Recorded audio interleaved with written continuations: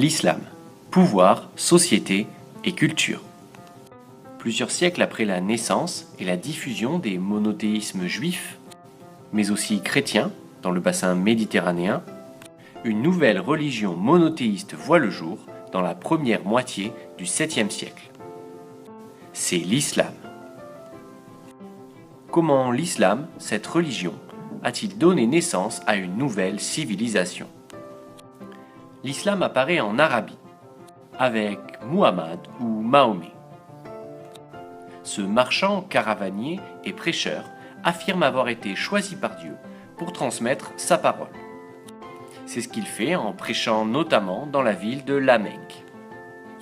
En 622, opposé aux polythéistes de la ville, il quitte la Mecque pour l'oasis voisine de Yathrib ou Médine, c'est l'Hégire. Cette date fut choisie une vingtaine d'années plus tard comme origine du nouveau calendrier musulman. Guerrier, Muhammad renverse finalement les polythéistes de la Mecque et impose le culte du Dieu unique, Allah. Il fait ensuite la conquête de l'Arabie et unit les tribus de la région. D'abord diffusées oralement, les paroles d'Allah à Muhammad seront progressivement fixées par écrit dans le Coran, le livre sacré de l'islam. D'autres textes et témoignages sur la vie du prophète viennent compléter ce texte sacré. Il fixe les règles de la vie en société et pose l'islam en religion universelle, ouverte à tous, et en relation directe avec Dieu, contrairement aux deux autres monothéismes.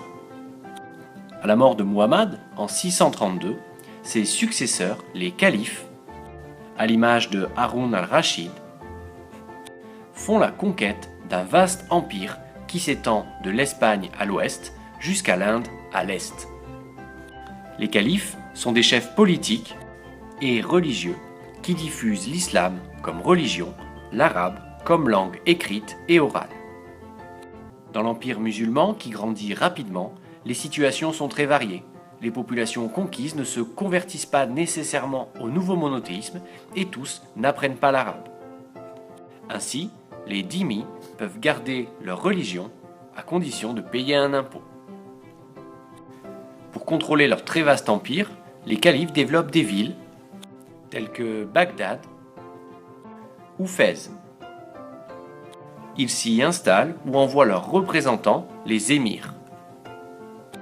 Les villes concentrent les populations et deviennent les cœurs économiques de l'empire. Elles s'organisent autour de mosquées et de palais. On y vient pour faire du commerce dans le souk, des études dans les écoles religieuses ou en pèlerinage lors de grandes fêtes. En se développant à partir du 7e siècle, la nouvelle religion qu'est l'islam s'étend rapidement par les conquêtes et participe à la diffusion de l'arabe. Elle donne naissance à une civilisation urbaine brillante.